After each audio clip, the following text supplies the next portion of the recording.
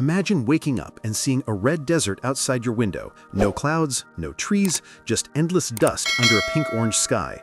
You're not on Earth anymore. You're on Mars. And the craziest part? It's the year 2050, and you actually live here. Now, the good news, you'll never have to mow the lawn again. The bad news, you'll need an oxygen tank just to check your mailbox. So how do we even get here? It starts with one of the most complicated journeys humanity has ever attempted. Every 26 months, Earth and Mars line up perfectly in what's called a launch window. Miss that window, and you're stuck waiting more than 2 years for the next chance. Using this alignment, crewed spacecraft can travel between the two planets in about 6 to 9 months. That's half a year floating in the vacuum of space, millions of miles from home. Inside the spacecraft, the crew faces constant challenges. Microgravity makes your bones and muscles weaker. Radiation from the sun and cosmic rays bombard your body every second. And there's no pizza delivery, so astronauts survive on pre-packed meals that make airplane food seem gourmet. The real test, though, isn't just physical, it's mental. Imagine spending months in a tin can with the same few people where every argument echoes through the cabin. But after all that, you finally see Mars growing larger in the window. You've made it, almost. Now comes the landing, and that's the real nail-biter. Mars has a very thin atmosphere, only about 1% as thick as Earth's. That means parachutes barely slowed the descent. Engineers are developing massive heat shields, rocket-assisted landings, and inflatable airbags just to survive the touchdown. Once the dust settles, the real work begins. Crews will deploy inflatable or pre-built habitats powered by solar panels or mini-nuclear reactors. They'll need to extract oxygen from carbon dioxide using chemical reactions and pull water from underground ice or even from the air itself. Every breath, every drop of water, and every watt of power must be created from nothing. Landing on Mars is just the first victory, but surviving the first night, that's the real challenge. And if you think surviving the landing sounds tough, wait until you see what it takes to actually live there. So, you've landed on Mars and somehow survived. Congrats. But now comes the real question. How do you stay alive when your new home wants you dead? Mars isn't just cold, it's freezing. Average temperatures drop to around minus 80 degrees Fahrenheit at night, and the atmosphere is 95% carbon dioxide. That means no oxygen to breathe, no liquid water on the surface, and no farms in sight. The first priority for colonists is life support, creating air, water, and food from almost nothing. NASA and SpaceX are already testing machines that can pull oxygen from the Martian air.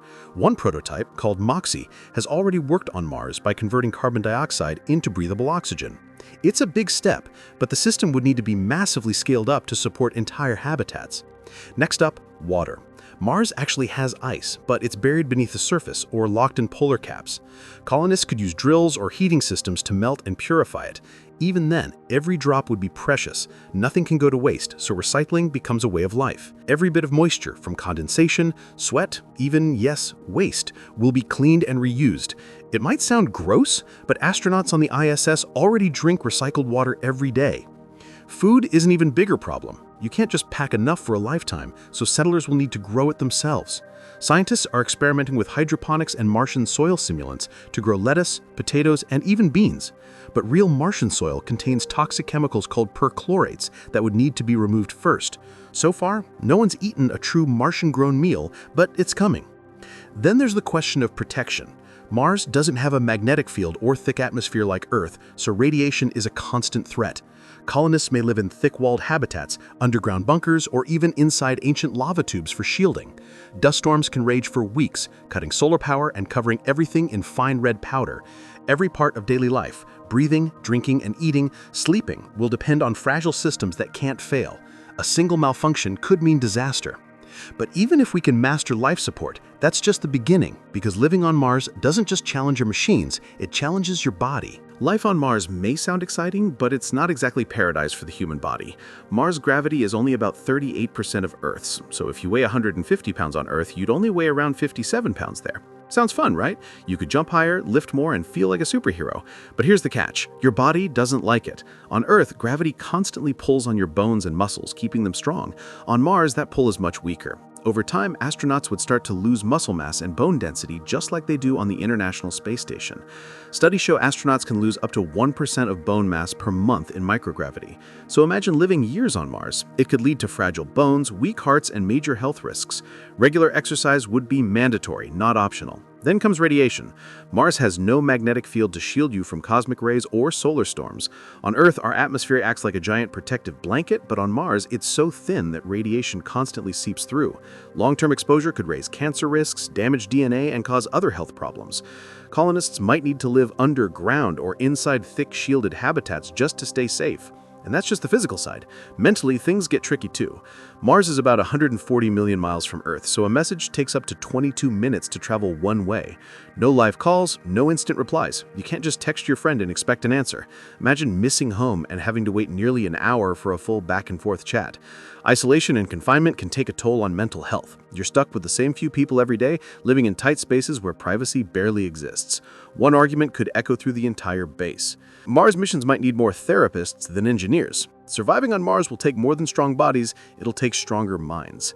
But if you think keeping your health and sanity in check sounds hard, just wait, because the next step isn't about surviving, it's about building an entire civilization on a planet that doesn't want us there. Surviving on Mars is one thing, but staying there for good, that's a whole new level. Once humans can breathe, eat, and stay warm, the next step is turning a fragile base into a self-sustaining settlement, and that means one thing: building an entire infrastructure from scratch. Every single thing we take for granted on Earth, electricity, fuel, construction materials, has to be produced locally. Why? Because shipping anything from Earth costs a fortune. Sending 1 pound of cargo to Mars could cost tens of thousands of dollars. That's like paying $50,000 to mail a sandwich. Clearly, that's not sustainable. So colonists will rely on something called ISRU. It's a fancy term for using what's already there. For example, Mars's atmosphere can provide carbon dioxide to make oxygen and rocket fuel. Its soil can be used to extract water or build strong bricks. Future settlers might use 3D printers to turn that raw material into tools, shelter walls, or spare parts. Imagine an entire city made out of Martian dust. That's the plan. Power is another major challenge. Solar panels can work, but dust storms can block sunlight for weeks. Many nuclear reactors may be the real heroes here, providing steady power through the dark storms. And if we want to expand, mines, refineries, greenhouses, and transport systems will all need to be built, likely by robots first. But here's where things get complicated. Who's actually in charge on Mars? According to current international law, no country can own another planet. The Outer Space Treaty says Mars belongs to everyone, but once hundreds of people are living there, rules will need to be made. What happens if someone breaks the law? Who decides who gets what resources? The first settlers might create a new kind of society, with their own governments, economies, and maybe even currencies.